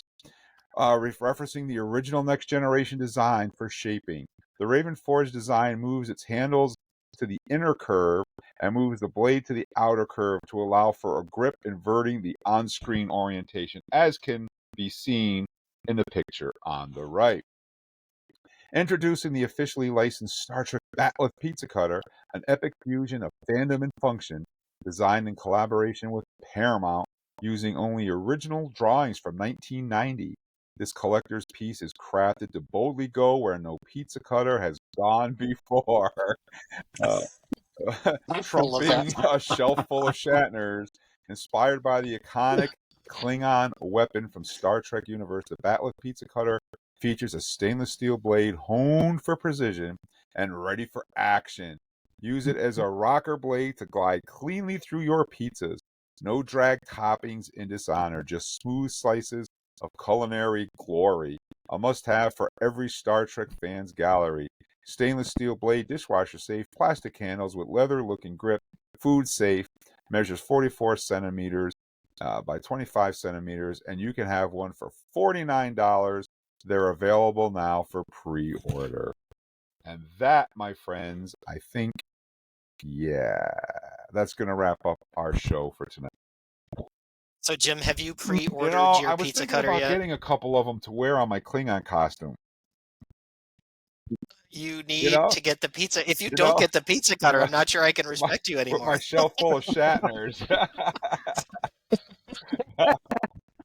Yeah, and we could, we need a food thing. We can have people come up with a recipe. What is Klingon pizza that people can make at home? Ooh, And I love that. that would, And then then we there That's a you can great go. have idea. So I think we're moving into a a pizza hospitality tasting era. show like Yeah, you yeah, did yeah. when you Gummy guys did the worm. wine tasting show. You know, There we go. so We're talking. Yeah, I'm liking this You have to idea. drive down to Virginia. You and yeah, V can get we'll together. do a pizza cutting, Klingon blind, Shatner shelving thing. Words. Yeah, we'll do We'll do something. words.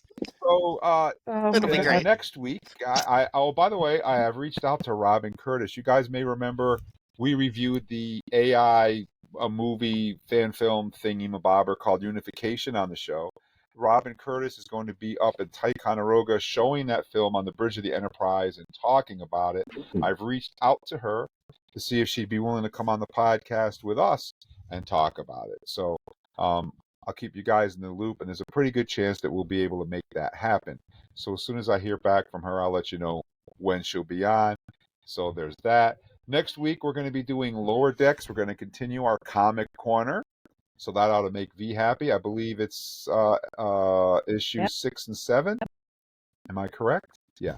Episodes 6 and 7. Yep. And then, because Paul brought this up, and I thought this was a great idea, we are going to do a Space 1999 show after that. And to keep just finished episode 5. Keep things very simple, because it was 2 seasons, 48 episodes. I'm recommending that all the Trek experts watch Breakaway, which is the season 1 premiere pilot episode, and we will focus on talking about that episode in particular. However, season 2 changes drastically from season 1. There's a lot of changes, a lot of new characters, some things. So I plan on talking about the entire series, but I want to talk a lot about episode 1. That way, all of us will be on the same page, and we can spread out to talk about, the tunnels under the moon, whatever.